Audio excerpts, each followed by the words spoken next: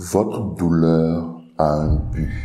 Votre douleur a un but profond. Même lorsque le diable semble vous attaquer et vous mettre à l'épreuve, rappelez-vous toujours que la préparation de Dieu peut se présenter sous la forme de douleur. Cette douleur a un but divin, façonnant votre être avant de vous déployer pour accomplir des œuvres merveilleuses. Les défis que nous redoutons peuvent devenir des leviers, des tremplins vers une croissance spirituelle incommensurable. N'oubliez jamais que dans l'intensité de la douleur réside le potentiel d'une transformation extraordinaire, le signe d'une destinée grandiose. Là où les ténèbres menacent, la lumière divine émerge pour illuminer le chemin. Restez fort, car votre douleur est la terre fertile où germent vos grandes victoires. Quand les ténèbres semblent obscurcir notre vision et que les fondations de notre vie semblent vaciller, balancer, pourrions-nous envisager que la douleur soit en réalité la main divine qui nous prépare pour des sommets insoupçonnés? Si seulement nous pouvions percevoir au-delà de la souffrance, trouver un plan divin dans chaque larme versée. Car la douleur, bien que souvent insondable, porte en elle la promesse d'une transformation profonde. Elle ne nous dit pas quand elle frappera, mais elle nous murmure « Je suis ta préparation ». Chaque épreuve, chaque tourment est un pas vers la grandeur de l'âme, une occasion de cultiver une résilience indestructible.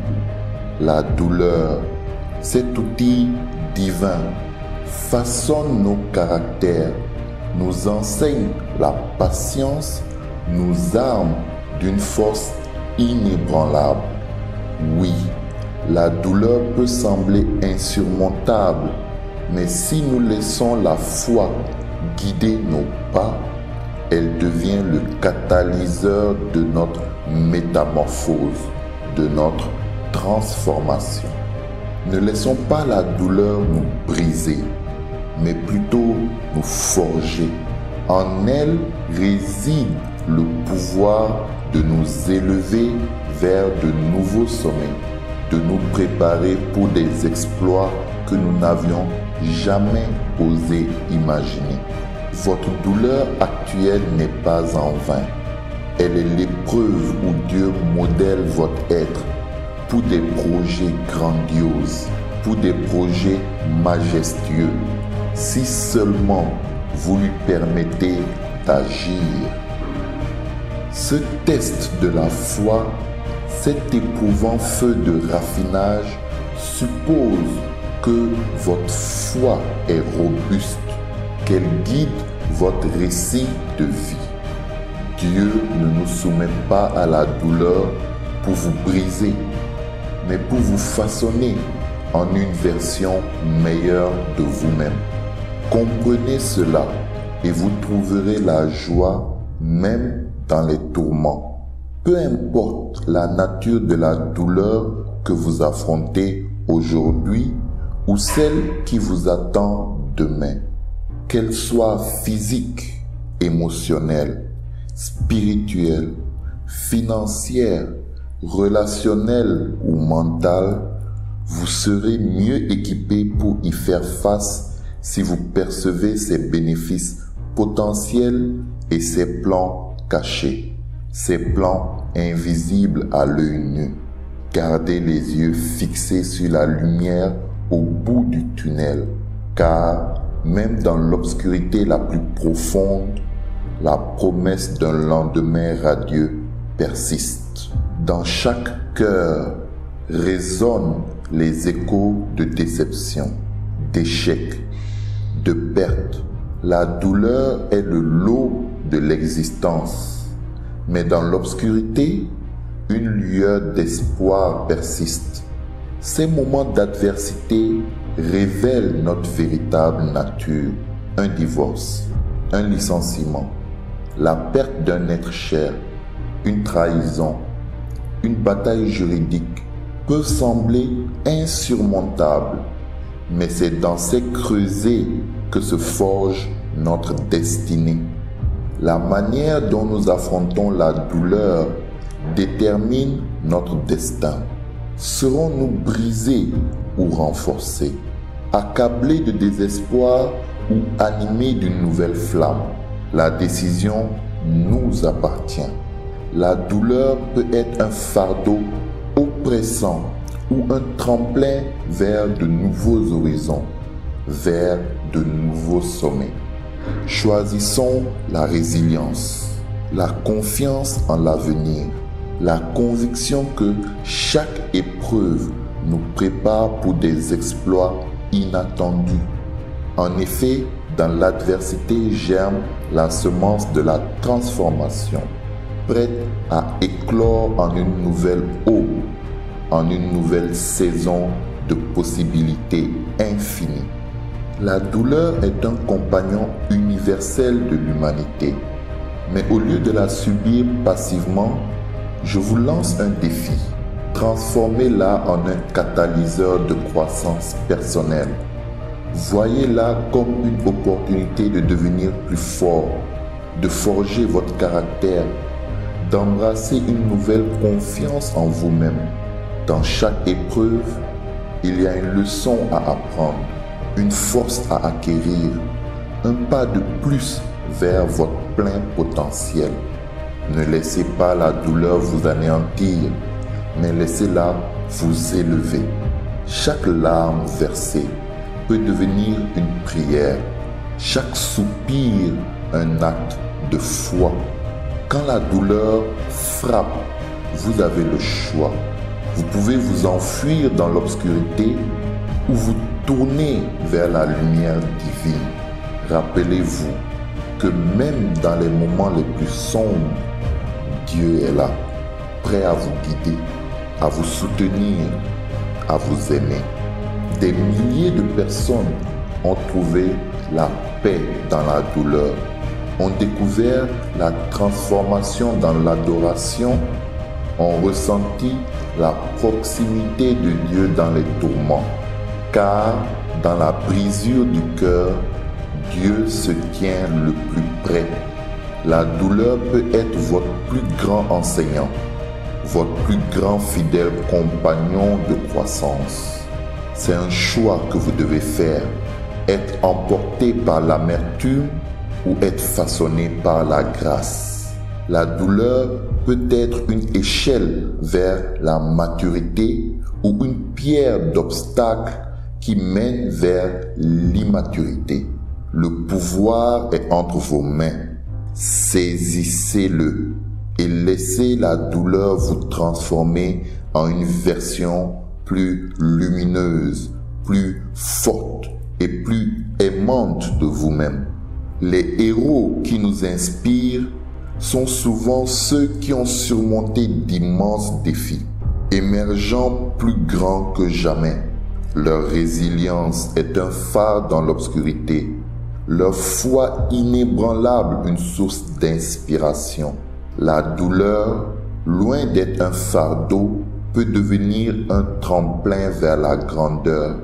Elle peut endurcir la peau tout en adoucissant le cœur, élargir la vision tout en renforçant la confiance. Chaque épreuve est une occasion de croître, de se transformer en une version améliorée de soi-même. J'ai un Dieu qui m'aime, un guide qui m'a placé dans cette tempête, non pas pour me briser, mais pour me forger. Si je lui fais confiance, Il me façonnera pour que je puisse trouver la louange même au cœur de l'adversité. Car la vérité est que la douleur nous façonne toujours, nous laissant soit amers, soit meilleurs. Elle nous pousse à élever nos regards vers des sommets plus élevés, à embrasser notre potentiel avec courage et détermination. Dans la quête de la grandeur, la résilience émerge comme une qualité primordiale. Chaque chute, chaque échec, chaque épreuve forge la force intérieure nécessaire pour rebondir. Comme l'enseigne la sagesse biblique, le juste peut tomber 7 fois, mais il se relève. C'est dans la capacité à se relever, à se redresser, que réside la véritable essence de la résilience. Car la vie n'est pas sans défis, mais ce sont ces défis qui nous préparent pour notre destinée. Les difficultés d'aujourd'hui sont des fondations des triomphes de demain. Chaque lutte, aussi douloureuse soit-elle, façonne une version plus forte, plus sage de nous-mêmes. Ne voyez pas la douleur comme un fardeau, mais comme une étape nécessaire pour le chemin de la grandeur, car en elle réside le potentiel de transformation, la promesse de devenir une version améliorée de nous-mêmes. Dans chaque épreuve, Dieu peut extraire le meilleur de la situation. C'est là que réside la quintessence de la foi, la puissance de la foi.